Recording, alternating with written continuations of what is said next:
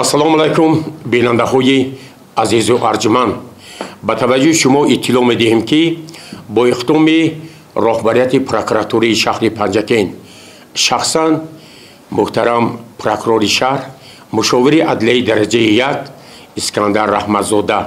дар ҳамкорӣ бо мақомоти иҷроияи маҳаллии ҳокимияти давлатии шаҳри Панҷакен ва ширкати Садову Симо тасмим гирифта шудааст ки барномаи маърифати ҳуқуқӣ мунтазам идома дода шавад. мақсаду мароми таҳияи ин барномаро ман ҳоло аз муҳтарам прокурори шаҳри Панҷакен Искандар Раҳматзода хоҳиш мекардам ки чанд сухан дар ин бора арзёбӣ намоянд ва ҳамзамон аз муовини раиси шаҳр оид ба корҳои таблиғотию ташвиқотӣ Мурод Шукрзода низ даъват мекунам ки мақсаду мароми ин барномаро барои бинандаҳо ва шунавандаҳо шарҳу изоҳ диҳанд. Ин барнома тавассути телевизиони Симо ва ҳамзамон радиои Садои Панҷакен пахш мешавад ва мо умед мекунем ки дар оянда мардуми шарифи шаҳру диҳоти Панҷакен ба унвони ин барнома ба роҳбарияти прокуратураи шаҳри Панҷакен пиромони фаъолияти тамоми соҳаҳои хоҷагии халқ, қонуншиканиҳо, сари вақт баррасӣ нашудани арзу муроҷиатҳои онҳо ҳам ба таври хаттӣ ва ҳам шифоҳӣ метавонанд муроҷиат бикунанд. бинандагони гиромӣ, мақсади ташкил намудани барномаи маърифати ҳуқуқӣ ин баланд бардоштани маърифати ҳуқуқи шаҳрвандон ва баланд бардоштани савияи ҳуқуқи шаҳрвандон буда, ҳамчунин ҷиҳати пешгирии қонунвайронкунӣ ва паст кардани сатҳи ҷинояткорӣ дар байни шаҳрвандон мебошад. Прокуратураи шаҳри Панҷакен тибқи дастуру супоришҳои асосгузори сулҳу ваҳдати миллӣ, пешвои миллат президенти ҷумҳурии Тоҷикистон муҳтарам Раҳмон ва прокурори генерали ҷумҳурии Тоҷикистон генерал лейтенанти адлия муҳтарам Воидзода Ҳабибулло Саидулло дар давраи 6 моҳи соли 2025 ҷиҳати пешгирии қонунвайронкуниҳо ва кам гардидани сатҳи ҷинояткорӣ дар байни шаҳрвандон дар корхонаҳо муассисаҳо бо кормандони он ва дар ҷамоатҳои шаҳраку деҳот ва маҳаллаҳои шаҳр бо аҳолӣ зиёда аз 340 маротиба суҳбату вохӯриҳо баргузор намуданд. дар заминаи ин кормандони прокуратураи шаҳри Панҷакен бо кормандони мақомоти иҷроии ҳокимияти давлатии шаҳри Панҷакен ва дигар ташкилоту муассисаҳо ҷиҳати ба саҳми аҳолӣ расондани мазмуну муҳтавои паёми пешвои муъаззами миллат ба Маҷлиси Олии Ҷумҳурии Тоҷикистон дар соли 2024 ва талаботҳои қонунгузории танзими анъана ва ҷашну маросим, таълими тарбияи кӯдакон, пешгирии шомилшавии ҷавонон ба ҳизбу ҳаракатҳои ифротӣ ва саривақт пардохт кардани андозҳо, маблағи истифодаи оби полизии нӯшокӣ ва ҳаққи истифодаи қувваи барқ расонида шуданд. Прокуратураи шаҳр бо мақсади пешгирии қонунвайронкуниҳо ва баланд бардоштани маърифати ҳуқуқи сокинони шаҳри Панҷакен тибқи нақша дар ҳамкорӣ бо шабакаи телевизионии Садо ва Симои шаҳри Панҷакен барномаи телевизионии маърифати ҳуқуқиро аз нав ташкил намуданд. тибқи нақша кормандони прокуратураи шаҳри Панҷакен ҳар ҳафта дар барномаи маърифати ҳуқуқӣ иштирок намуда ба саҳми аҳолӣ дар якҷоягӣ бо дигар мақомотҳо иштирок намуда ба саҳми аҳолӣ мазмуну муҳтавои қонунҳоро расонда дар як вақт ба саволҳои бинандагон ҷавобҳои мушаххасро медиҳам. аз ин рӯ бинандагони гиромӣ, вобаста ба мушкилотҳои ҷойдошта шумо метавонед саволҳои худро ба масъулини кормандони прокуратура ва намояндагони дигар мақомотҳо ба воситаи масъулини шабакаи телевизионии Садо ва Симои шаҳри Панҷакен дастрас намоед. боиси қайд аст ки тӯли 2 соли охир ба воситаи телевизионии маҳаллии Симо барномаи маърифати ҳуқуқӣ баргузор шуда истодааст ва аз он ҷумла дар соли 2024 ки соли маърифати ҳуқуқӣ эълон гардида буд, ба воситаи ин барнома шаҳрвандон тавонистанд ки бо иштироки роҳбарияти прокуратураи шаҳр ва дигар мақомоти ҳифзи ҳуқуқ, инчунин роҳбарони ташкилоту муассисаҳо ба саволу дархостҳои худ ҷавоб гиранд. бояд қайд намуд ки дар ин муддат мақомоти иҷроии ҳокимияти давлатии шаҳри Панҷакен дар ҳамкорӣ бо прокуратураи шаҳр ва дигар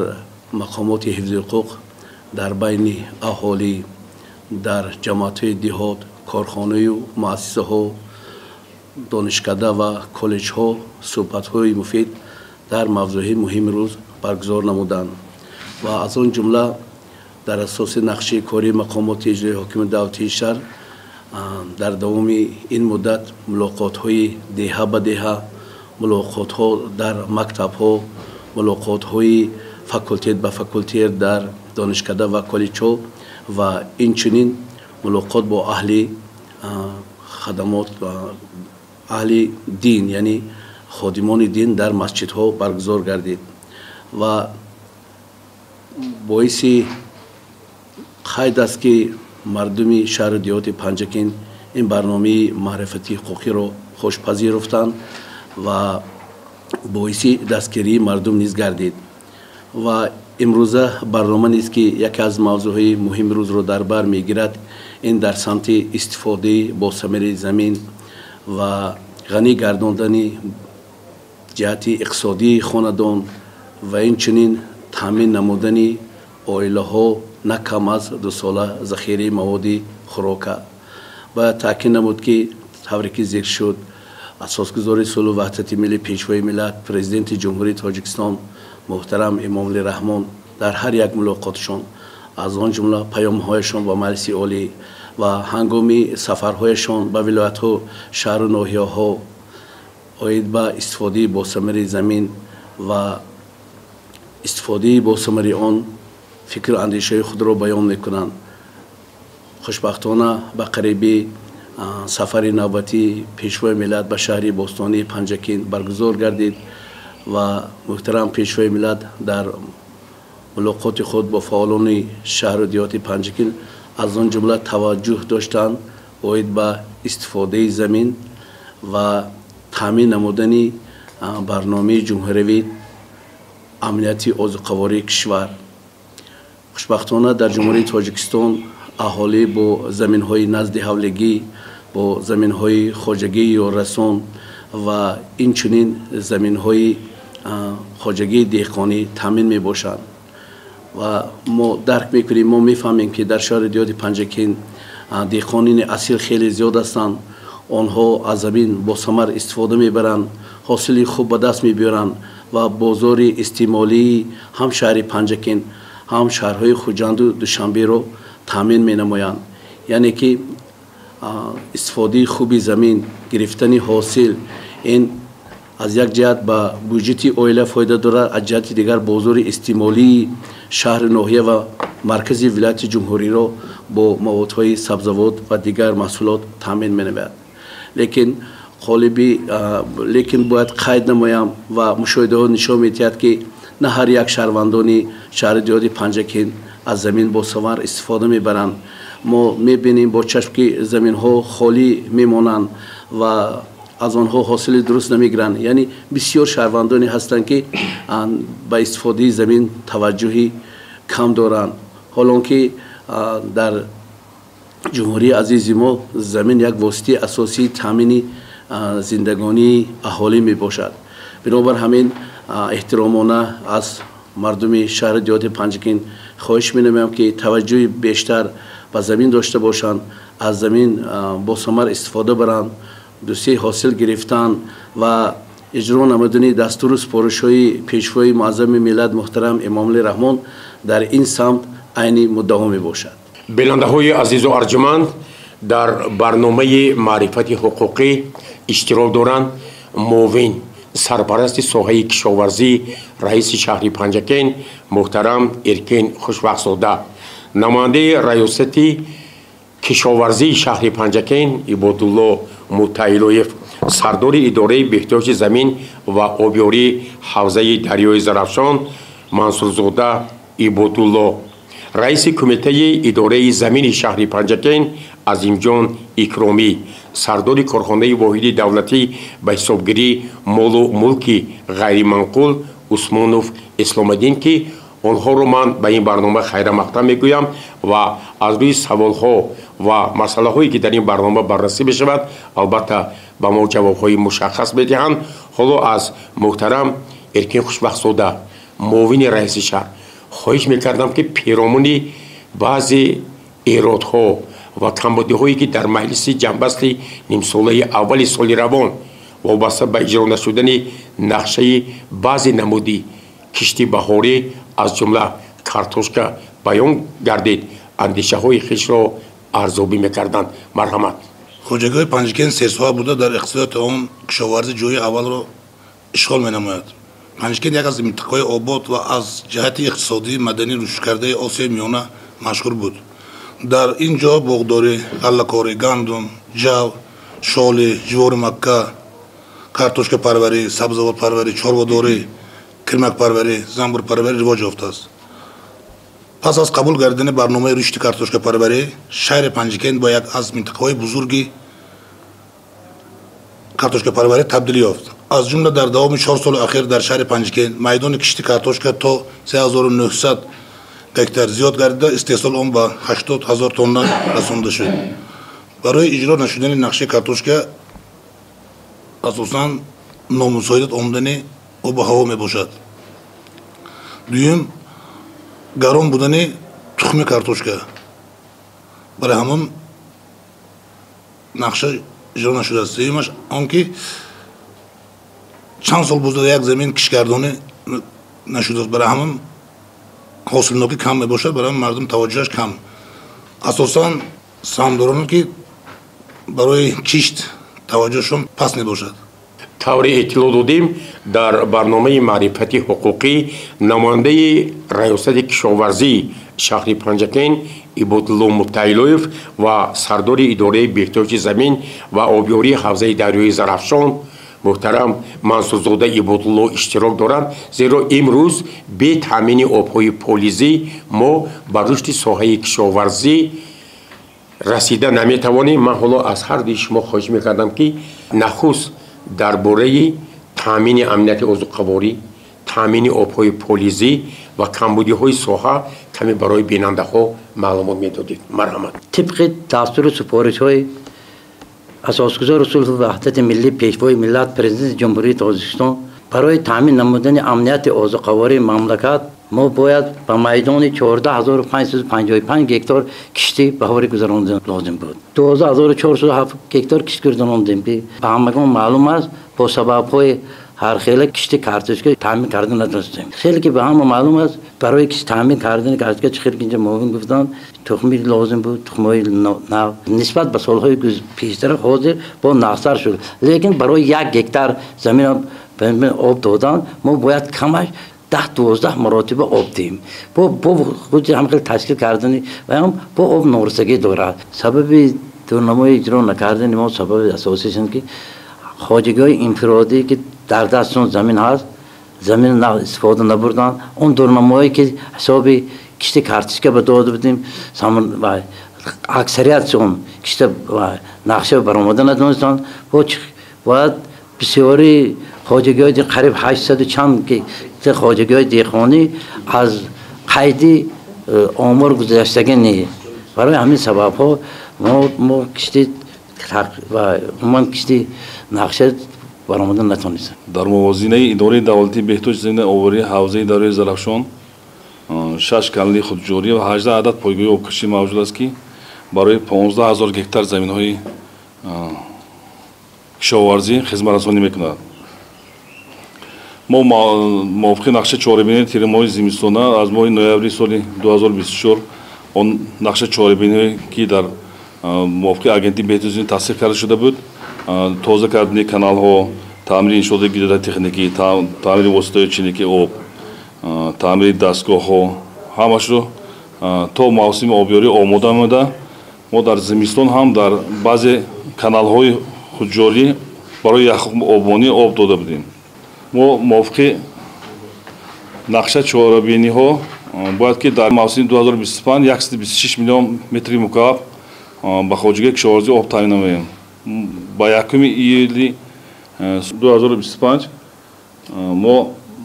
59 میلیون 693 متر مکعب آب دادیم که این 106% نقشه را حل می‌کرد. مسئله قرضداری و نپرداختن حق خدمت آبرسانی این در حقیقت یک مشکلات جدی است که با کار اداره دولتی بهداشت زمین و آبیاری برای صفتناک دادن آب مانعی می‌کند. این در حقیقت در عموم زیاده از 12 میلیون 800 هزار سومانی اساسیات استفاده آب در نزد اداره دولت بهداشت زمین قرضدار میباشند. این با جماعت اماندار اگر با جماعت‌های اساسیات گیریم اگر در جماعت اماندار اساسیات اماندار که این 155 هزار قرضدار جماعت ورو اساسیات روزرود 1 میلیون 875 هزار قرضدار جماعت یوری اساسیات افتابروی 819 هزار سومانی قرضدار جماعت کوساتاروش اساسیات سعودیان 2 میلیون 91 هزار سومانی قرضدار از جماعت لایق شهری اساسیات آبادزاران 1 میلیون 26 هزار سومان در همین جماعت اساسیات حساربهار 1 میلیون 438 هزار سومان قرضدار در جماعت سوجینا اساسیات عادل تیمور که 453 هزار سومانی قرضدار است. جماعت سراز اساسیات نشان سراز 2 میلیون 800 هزار سومانی قرضدار از جماعت خلیفه حسن اساسیات قایناتو 1 میلیون 397 هزار سومانی قرضدار در جماعت چینور اساسیات مینور هست که 184 هزار سومانی قرضدار میباشد. تا به امروز اگر ما با مبلغ 2 میلیون 984 هزار سومانی اگر مبلغ حق استفاده آب را خدمت رسانی کرده باشیم تا به امروز 1 میلیون 37 هزار سومان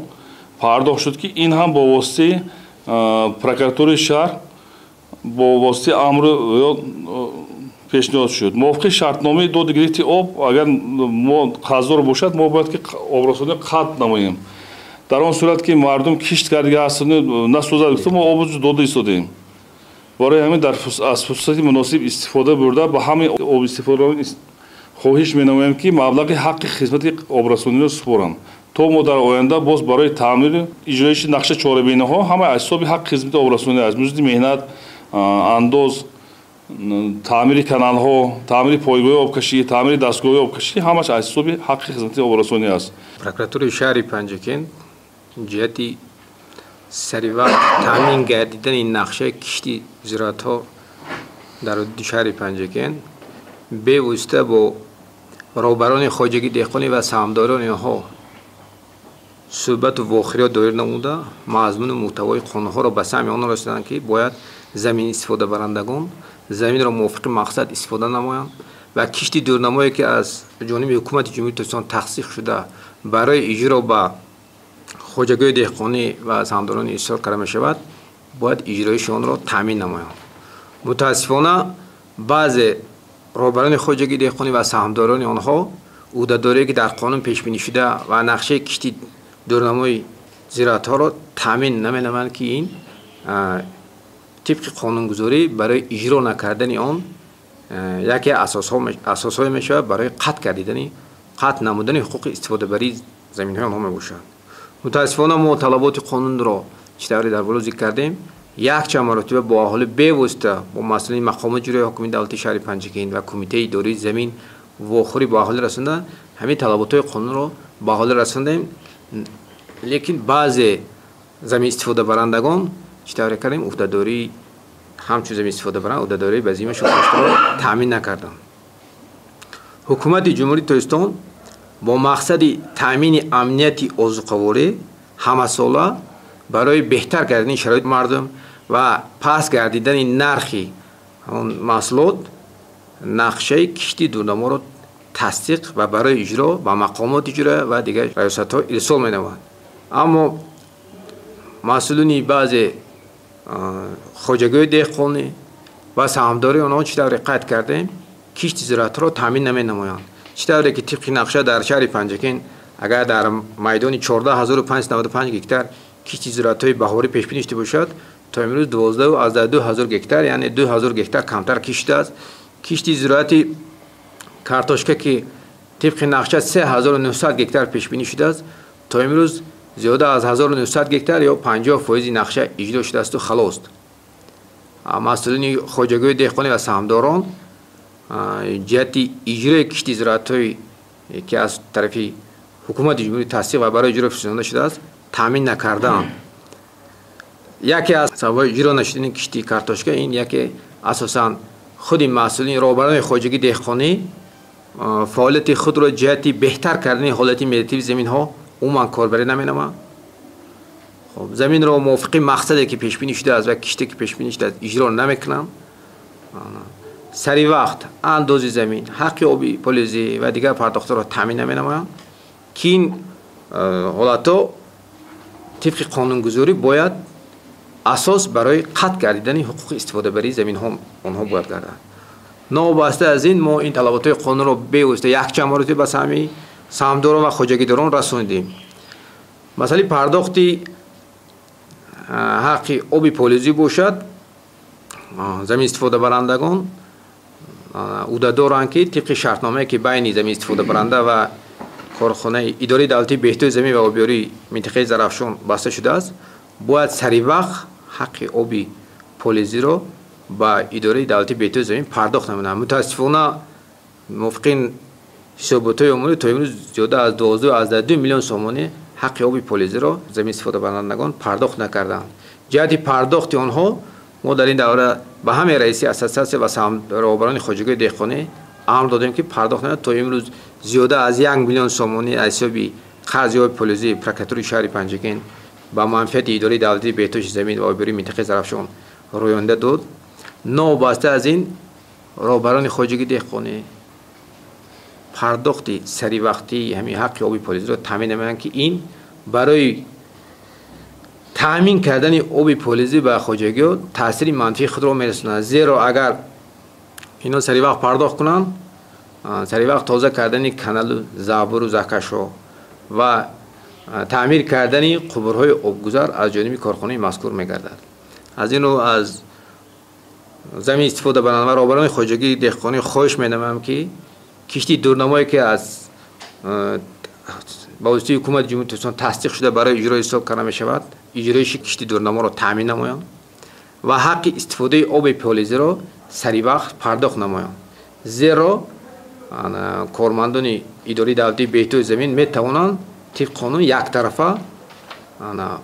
تامین آب پلیزی را به آنها قطع نمایند. کمیته اداره زمینی شهر پنجکند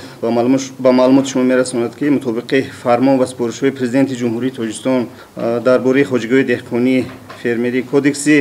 حقوق ویرانکنی ماموری جمهوری تاجیکستان نظامنامه نظارت دولتی عاید به استفاده و حفظ زمین قرار سپارش‌ها و فرمان‌هایی که از طرف کمیته دولتی اداره زمین و گیودزی جمهوری تاجیکستان،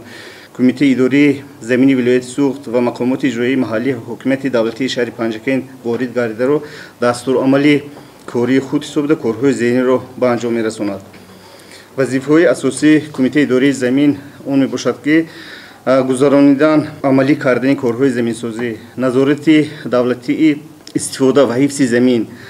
در دوره قانونگذاری عمل کننده تکمیل دادن اصول‌های اداره کنی زمین با ترتیب مقرر نموده قانونگذاری به قیدگیری حقوق استفاده قطعه زمین و دیگر حقوق‌های به آن علاقه‌مند، بازداشتن هر گونه ساختمان‌ها، استخراج کندنی‌های فایده‌ناک و طرف، استفاده انشاءات‌ها، اجرای کارهای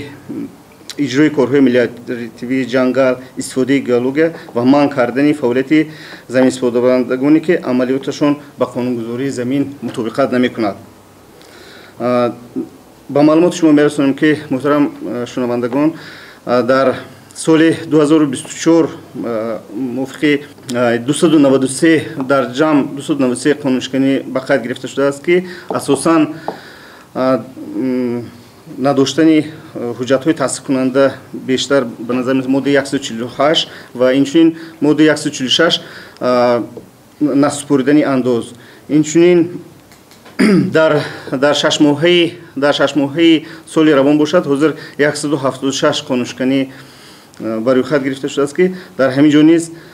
ماده 146 و 148 نسپردن انداز و غیر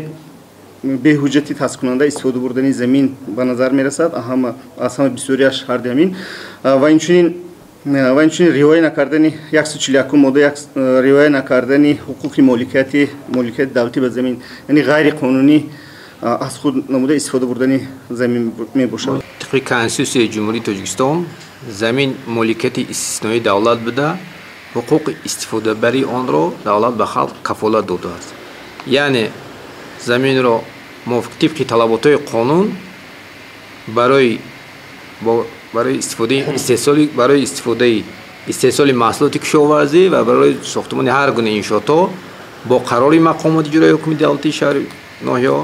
و از دیگر از کاتگوری زمین‌های تعینات کشاورزی برای هر گونه ساختمان‌ها باشد با قرارهای حکومت جمهوری تاجیکستان داده می‌شود. وضع رویه و اجرای قانونگذاری زمین در حدود شهر پنجکین تا حال تشویش‌آور باقی مانده است. شدت سنجش‌های پروکوروری گزارنده شده نشان داد که تا حال شهروندان قطعه زمین را خودسرانه اشغال نموده در آن محض اقامتی بنیان می‌کنند یا زمین‌هایی که برای ساختمان و دیگر انشاءات پیش بینی شده است غیر مقصدانه استفاده می‌برند یا قطعه زمین را به حجت یا استفاده برای زمین یعنی شهادتنامه درباره بخیه‌گیری دولتی آن را استفاده برده به ساختمان هر گونه ساختمان یا که دیگر مقصدها شروع می‌نمایند. کارخانه دولتی فعلی بخیه‌گیری مال و ملک غیر منقول در شهر پنجکین فعالیت خود را در دایره کنستیتوسیون جمهوری تاجیکستان، کدکس مدنی جمهوری تاجیکستان، قانونگذاری ساحه زمین، قانون جمهوری تاجیکستان درباره بخیه‌گیری مال و ملک غیر منقول و حقوق با آن، قانون جمهوری تاجیکستان درباره ایپوتека، قانون جمهوری تاجیکستان درباره کارخانه‌های دولتی، سندهای معیاری حقوقی، مجلس ملی و مجلس نمایندگان مجلس عالی حکومت جمهوری تاجیکستان، قرارهای رئیس کمیته دولتی اداره زمین و گردشی جمهوری تاجیکستان و فرمایش‌های دیرکتوری کارخانه واحدی دولتی به راه مانده است. فعالیت کارخانه در اساس حساب خواجگیداری خود مبلغ‌گذار بوده و راه مانده در اساس کار و خدمت‌رسانی خراجات خود را جبران می‌نماید. کارخانه در اساس تشکیلیابی، تغییریابی و قطع مال و ملک غیر منقول پیدایش گذاشتن قطع حقوقی اینچنین حقوق‌ها، محدودیت‌ها و محدودیت‌های ذهنی را نسبت مال و ملک غیر منقول با استثنای ابیکت‌های تعیناتی مخصوص و قید دولتی می‌گیرد. یعنی استفاده بر یگانه میراث قطعه زمین، استفاده بر به مهلت قطعه زمین، استفاده بر مهلتناک قطعه زمین، حقوق استفاده بر قطعه زمین با حقوق بیگانه کنی آن، اجاره قطعه زمین، پیشبرد خواجگیداری، اداره کنی وکالتی، اداره کنی اپراتیوی، اجاره به مهلت زیاده از 1 سال، اجاره فرعی به پاداش، استفاده برده بینای استقامتی و غیر استقامتی انشاءات بیناهای جداگانه را به قید دولتی میگیرد. کارخانه دولتی فرعی به قیدگیری مال و ملک غیر منقول در اساس نقدنامه‌ها که برای پیشنهاد نمودن اطلاعات از فهرست یگانه دولتی به قیدگیری مال و ملک غیر منقول و حقوق به آن دادن مشورت‌های حقوقی عاید به انجام دادن عملیات‌های به قیدگیری، نسخه برداری حجت‌ها، دیگر خدمت‌رسانی‌ها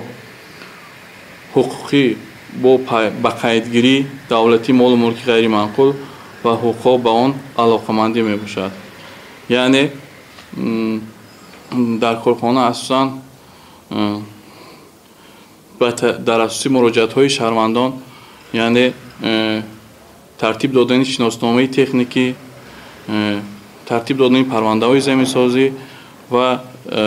با قیدگیری مال و ملک غیر منقول پیش بینی کرده شده است. یعنی برای ترتیب دادن شناسنامه تکنیکی در اساس که نقدنامه‌ای که از طرف کارخانه واحد دولتی و کمیته اداره زمین که در اساس تصدیق شده قرار حکومت جمهوری تاجیکستان و که از طرف ضد انحصاری تصدیق شده است پیشنهاد کرده شده است که شناسنامه تکنیکی از روی مساحت ساختمانشان نقدنامه معین کرده میشد. یعنی شخصانی واقعی در 1 متر کوادراتی 6 سامان و شخصانی حقوقی 8 سامانی را تشکیل می‌دهد. عایدی به قیدگیری دولتی باشد، یعنی به قیدگیری قطعه زمین، به قیدگیری بناهای استقامتی جداگانه و دادن اقتباس‌ها که درباره به قیدگیری قطعه زمین با نظرداشت اندازه ارائه شده 86 سامان و 96 درم را تشکیل می‌دهد و باج دولتی باشد 91 سامان را تشکیل می‌دهد. در مجموع 286 سامان برای به قیدگیری دولتی پیش بینی شده است. بیننده‌های عزیز و ارجمند، ما اندیشه و معلومات سردار کارخانه فرعی دولتی به حسابگیری مال و ملک غیر منقول شهر پنجکین عثمانوف اسلام الدین را شنیدیم، ولی شهروندان بیشتر به مقامات حفظ حقوق با وسایل اخبار عامه مراجعه میکنند که نقدنامه ها دقیقاً چه خیلی معین شده است. از روی اطلاع عثمانوف اسلام الدین برای شناسنامه های تکنیکی بناهای بلندانشانه 350 سومانی، برای شناسنامه تکنیکی حولی ها یعنی منزل های زمینی برای 1 متر مربع 6 سومانی. محترم اسکندر رحمتزاده، یکی از مشکلاتی که وقت‌های اخیر در پنجکین به مشاهده میرسد پیشنهاد معلومات عمری بر اساس عمری شهر پنجکین از حساب ساحه کشاورزی و همزمان قانون کدام جزاها را پیشنهاد کرده است نسبت شخصان مسئولی که معلومات عمری را سریع وقت پیشنهاد نمی‌کنند. معلومات خطا هست و چی باید کرد که پیش راهی همین کمبودی ها گرفته شود؟ طبق قانونگذاری جمهوری اسلامی درباره امور دولتی شهروندان عهده دارند که حسابات های عمری را سریع وقت درست با مقامات امور دولتی پیشنهاد نمایند. اما سنجش های پروکوروری نشان داد که وقتهای آخر علاوه خصوص وابسته به پیشنهاد نمودن حسابات های عمری شکل کشتی زراعت ها و حاصلی همین کشتی زراعت ها از جانب راهبران خواجگی دهقانه و عموم از زمین استفاده برندگان سریع وقت پیشنهاد کرده نمی شود یا اینکه نادرست پیشنهاد کرده می شود. حسابات طبق قانونگذاری برای سریع وقت پیشنهاد نکردن حسابات عمری دولتی و نادرست یعنی خطا نادرست پیشنهاد کردن حسابات عمری دولتی در ماده 515 کودکس قوانین ماموری جمهوری اسلامی جوابگری ماموری جزا در نمود جریمه پیش بینی شده است و مقامات وکالتدار دولتی در این ساحه ریاست امور شهرنامه ها عهده دارند که همین شهروندانی که سریع وقت حسابات عمری را با ریاست امور پیشنهاد نمیکنند و حسابات عمری را نادرست پیشنهاد میکنند نسبت آنها پروتکل های قوانین ماموری تهیه کرده و در اساس اون پروتکل ها با قرارها نسبت اون شهروندان جزا در نمود جریمه تعیین نمود. مقامات پروکوراtura نظارت روی دقیق و اجرای یخچالی خانه‌ها را در قلمرو جمهوری تامین می‌کنند. ما طبق قانونگذاری عهده‌دار و وظیفه‌دار هستیم که یک قانون بیان کنه که آشکار شد مشاهده کردیم نسبت به اون شخصان قانون بیان کننده چاره‌های دفتر را اندیشید. شهروندان می‌توانند وابسته به هر یک کمبودی و مشکلاتی که در سمت آنها جای دارند می‌توانند طریق خطی یا شفاهی به پروکوراtura شهر پنجکین مراجعه نمایند. نوابسته از این ما با نظر داشتیم که قانون بیان سریع وقت پیشگیری کرده شود و سطح سویه حقوقی شهروندان بلند شود برنامه معرفت حقوق را تشکیل نمودیم. در برنامه معرفت حقوق را دقت کردیم در یک جایگی با هم مقامات جوره و دیگر مقامات دفتر شهر که مسئولان در برنامه اشتراک نموده طلبات های قانون را به سهم اهالی میرسانند و در یک وقت به سوال‌ها جواب‌های مشخص می‌توانند. امروز در برنامه معرفت حقوقی در موضوع خیلی مهم استفاده زمین سخن رفت. من باوری دارم که شهروندان محترم و آنهایی که صاحب سهم زمین هستند به سوال‌های خود جواب گرفتند، لیکن از فرصت استفاده بوده یک چیز را قید کردن هستم که شهر پنجکین شهر سیاحی هست، شهر مهمان‌نواز است و خوشبختانه سالهای آخر مقدار زیادی سیاحان از شهر باستانی پنجکین دیدن میکنند و حدود سفر مهمانان سیاحان این از سرحدی جمهوری ازبکستان تا ناحیه عینی را در بر میگیرد و در همین دو طرف شاهراه سرحد تا ناحیه عینی زمین های خواجگی دهقانی سهمداران جایگیر شده است و بار دیگر ذکر می نمایم که باید که ما با مدنیت استفاده زمین رعایت نماییم. آنهایی که در همین دو طرف شاهراه راه پروتکلی زمین های خواجگی دهقانی دارند برای تازه نگاه داشتن، برای به ترتیب در آوردن و کشت هایی که аз рӯи нишондодҳои агротехникӣ аз рӯи талаботи ҳукумати ҷумҳурии тоҷикистон ба роҳ монда шудааст, бояд ки риоя кунанд ва мутаассифона мебинем ки дар заминҳои хоҷагии ёррасон ё ин ки заминҳои саҳми хоҷагии деҳқонӣ чорвоҳо баста шуданд ва солҳои солду атрофи заминҳои хоҷагии деҳқонӣ ба тартиб дароварда намешаванд ки ин ҳам ба маданияти заминдорӣ ва истифодаи замин дахл дорад. бинобар ҳамин хушбахтона ҳар сол 2-3 маротиба меҳмонони олиқадр ба шаҳри бостонии Панҷакен ташриф мебиёранд ва ҳар кадом онҳо ки аз ин шоҳро гузар мекунанд албатта назарашон ба замину заминдорӣ мо меафтад. эҳтиромона аз соҳибони замин хоҳиш карда мешавад ки барои истифодаи босамари замин киштии такрорӣ ва ҳосили зиёд гирифтан таваҷҷӯҳ дошта бошанд ва замине ки ба онҳо вобаста карда шудааст бо як маданияти баланд истифода баранд, то ки ҳам меҳмонон ҳам бозори истеъмоли мо аз маҳсулоти арзон таъмин карда шавад ва мо бо ҳамин истифодаи хуби замин метавонем ки зиндагии осудӣ, осоишта ва зиндагии босаодатро таъмин намоем. бинандаҳои азизу арҷаманд, шумо бо фикру мулоҳизот, андешаҳо ва ҷавобҳои саволҳои мо аз тарафи роҳбарияти прокуратураи шаҳри Панҷакен, муовинони сарпарасти раиси шаҳри Панҷакен ва сардорони соҳаҳои гуногун шинос шудед. ба ҳамагон маълум аст ки барои мардуми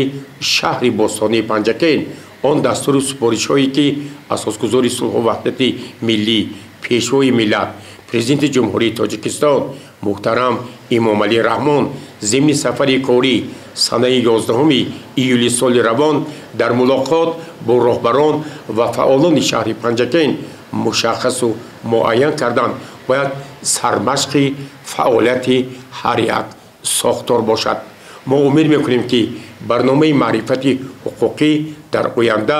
ҳамчун роҳнамо барои риояи қонунҳои ҷумҳурии Тоҷикистон